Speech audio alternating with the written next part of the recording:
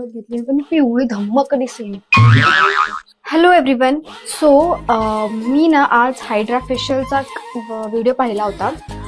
तर मग म्हटलं की आपण पण करून पाहूया घरच्या घरी हायड्रा फेशियल कसं करू शकतो. तर चोळायचा,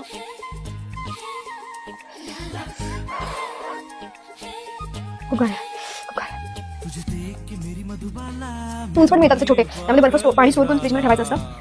आपल्याकडे ते नाही आता. सो जुगाड. तुझे देख के मेरी मधुबाला मेरा हाथ मन ठंडा ये पडला. पागल झाला. तूने एक बार हंस के जो बोला तो मन पंछी बन के डोला.